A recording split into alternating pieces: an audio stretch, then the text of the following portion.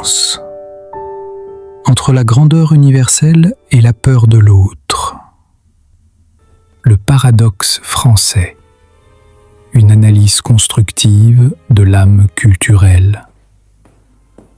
Introduction. Révéler le paradoxe français. Loin du célèbre paradoxe alimentaire, il existe un paradoxe français de nature culturelle, un réseau complexe de contradictions qui définit l'identité nationale. D'un côté, la France se projette comme l'épicentre du monde, un phare de culture, de philosophie et d'art de vivre, aspirant à l'universalité de ses valeurs. De l'autre, elle révèle un nationalisme marqué et une résistance aux influences extérieures, telles que l'hégémonie de la langue anglaise, ainsi qu'une attitude parfois dépréciative envers d'autres peuples, y compris ses voisins francophones comme les Belges. Ce texte propose une analyse constructive de ce paradoxe, en quête d'équilibre et du versant positif de cette polarité. La double face de l'identité, grandeur universelle et fierté nationale. La perception d'une supériorité culturelle française n'est pas un simple stéréotype. Au fil de l'histoire, la France s'est affirmée comme une puissance à forte influence économique, culturelle, militaire et politique. Le siècle des Lumières, la Révolution française et sa vaste production artistique et intellectuelle ont nourri une fierté nationale qui se manifeste dans la défense acharnée de sa langue et de sa culture. L'exception culturelle française en est un exemple frappant. Une politique visant à protéger la production culturelle nationale de la logique purement commerciale et de la domination anglo-saxonne. Toutefois, nous devons interroger la nature de cette fierté. Est-elle l'expression d'un équilibre sain, qui naît de la reconnaissance de ses propres valeurs et par conséquent reconnaît la valeur de l'autre ? Ou est-elle au contraire une fierté réactive qui nous contraint à ériger des défenses et à nourrir la méfiance envers l'étranger ? La psychologie moderne et divers courants de pensée n'enseignent-ils pas que l'orgueil, lorsqu'il est excessif et a besoin de se défendre pour exister, est souvent une facette d'une faible estime de soi ? Si les Français sont réellement fiers de leur histoire, pourquoi craindraient-ils que l'autre soit plus grand ? Cette fierté fragile n'aurait-elle pas été, en réalité, une construction imposée par une élite intellectuelle et politique qui, en son temps, ne visait que la prééminence de la France sur la scène européenne ? Cependant, nous devons interroger la nature de cette fierté. Est-elle l'expression d'un équilibre sain, qui naît de la reconnaissance de ses propres valeurs et par conséquent reconnaît la valeur de l'autre ?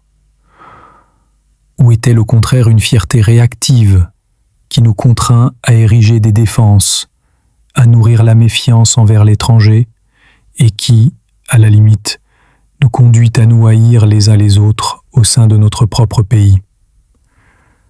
La réflexion mérite d'être menée.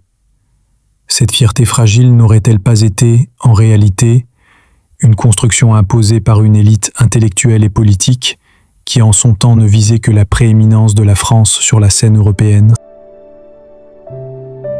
L'héritage religieux et la crise d'identité, la France, fille aînée de l'Église, ici nous plongeons dans un autre paradoxe. L'identité française en tant que fille aînée de l'Église. Nous observons chez le peuple français une forte identification à certaines valeurs associées au catholicisme médiéval, telle une austérité qui s'exprime dans les détails du quotidien, la simplicité du pain sur la table, ou l'aversion pour les voitures luxueuses, en contraste avec l'ostentation d'autres pays. Toutefois, une question fondamentale émerge. Comment une nation qui aspire à l'hégémonie mondiale peut-elle utiliser la valorisation de la pauvreté comme un pilier pour s'élever au-dessus des autres ? Cette apparente contradiction entre l'humilité chrétienne et l'ambition nationale est un point central de notre analyse. La quête de cette prééminence se révèle jusque dans la langue elle-même. L'adoption de certaines sonorités, comme le R guttural, est perçu par certains analystes comme une tentative de rapprocher le français de l'hébreu, imprégnant ainsi l'idiome d'une résonance sacrée et d'un héritage qui le distinguerait. Cette fusion entre la culture et une identité religieuse spécifique, la catholique, est le point névralgique de la question. La France a bâti son image de fille aînée de l'Église, non comme un aspect de sa culture, mais comme son âme même. C'est ici que réside la fracture fondamentale. Pour n'importe quel peuple, la culture et la religion sont des sphères distinctes. L'identité humaine précède l'identité religieuse. Nous sommes des êtres humains avant d'être religieux. La religion, dans son essence, est un chemin, un ensemble de pratiques et de dogmes qui se proposent de nous relier à notre source, à notre essence primordiale. Par conséquent, elle ne peut être l'essence elle-même. En fusionnant l'identité nationale avec une identité religieuse, la France n'a pas seulement créé une construction artificielle, mais a commis une erreur de catégorie. Elle a pris le chemin pour la destination, l'outil pour l'identité. La conséquence inévitable de cette confusion est la perte de l'identité propre. Si un pays a besoin de se définir par une religion pour savoir qui il est, cela suggère qu'en réalité, il ne sait plus qui il est. Cette identité d'emprunt, n'étant pas authentique, devient fragile et exige une défense constante, non seulement contre le monde extérieur, mais aussi contre son propre vide intérieur. Cette tension s'approfondit lorsque nous considérons que beaucoup de ces valeurs sont intrinsèquement liées à un héritage chrétien.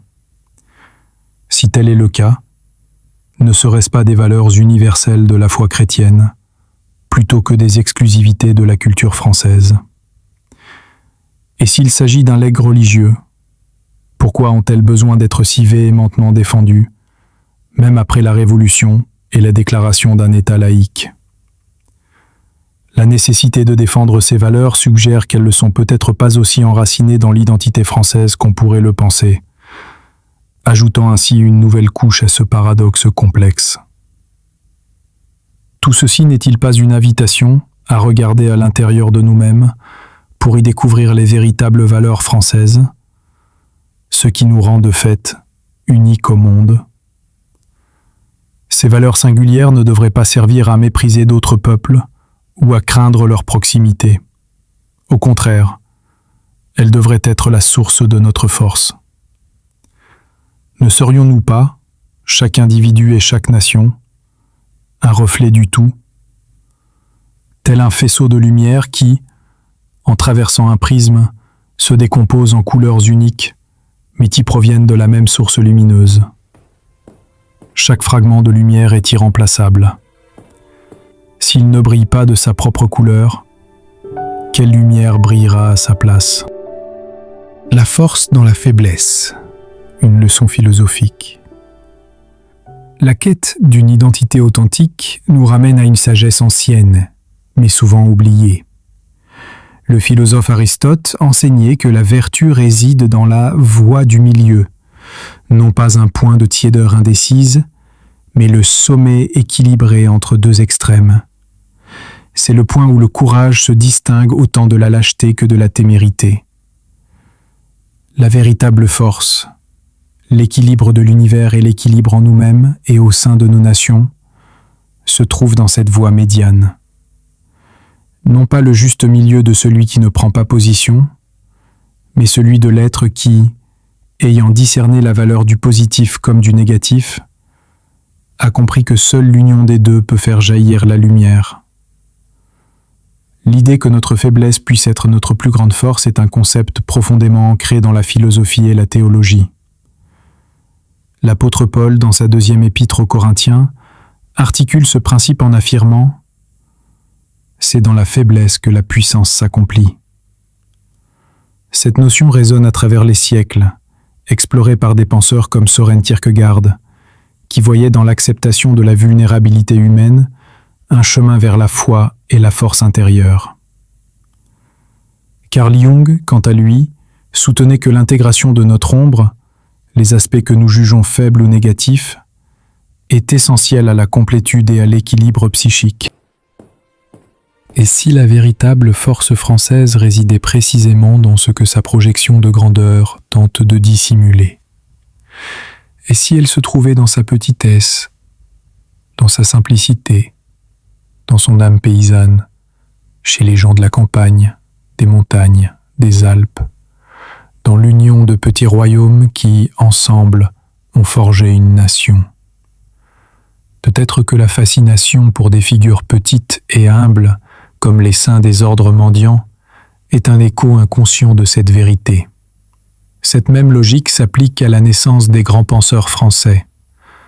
La nature extravertie et sociale du peuple, son amour pour la convivialité, la bonne chère et les choses simples, n'a-t-elle pas été le terreau fertile qui, par besoin d'équilibre, a fait germer une contrepartie introvertie et réflexive? Comme le disait Pascal, l'homme est un roseau pensant, faible par nature, mais puissant par sa pensée. La leçon est claire. Le véritable génie français n'est peut-être pas né malgré sa simplicité, mais précisément grâce à elle. Cependant, cette quête de préservation identitaire peut parfois glisser vers l'insularité et la xénophobie. La réticence à adopter l'anglais, la lingua franca mondiale, et la manière dont les Français se réfèrent parfois à d'autres peuples, comme les Belges, qu'ils qualifient facétieusement d'ânes, révèlent une facette moins flatteuse de ce nationalisme.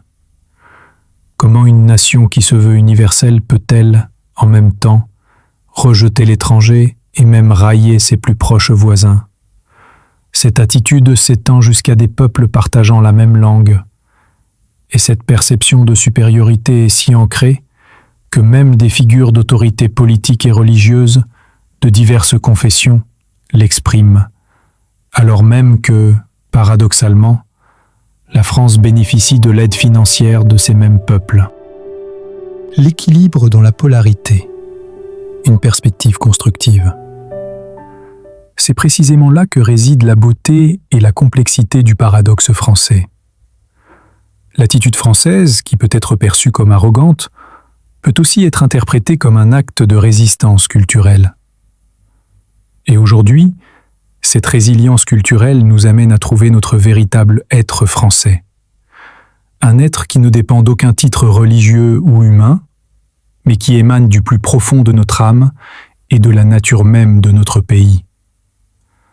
Dans un monde de plus en plus homogénéisé, la France s'efforce de préserver sa singularité, de ne pas se dissoudre dans la culture de masse mondiale.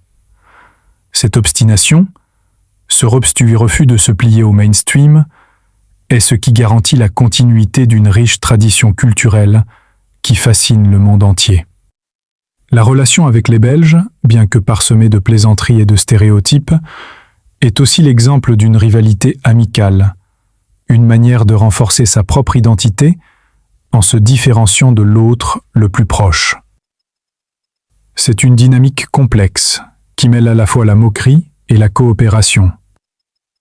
Cette contradiction apparente, se moquer tout en bénéficiant de l'autre, peut être vue comme une façon de maintenir une identité culturelle forte, même dans un monde globalisé où les frontières culturelles deviennent de plus en plus ténues. La beauté de la contradiction. Le paradoxe culturel français ne doit donc pas être perçu comme un défaut de caractère, mais comme l'expression d'une identité complexe et multifacette.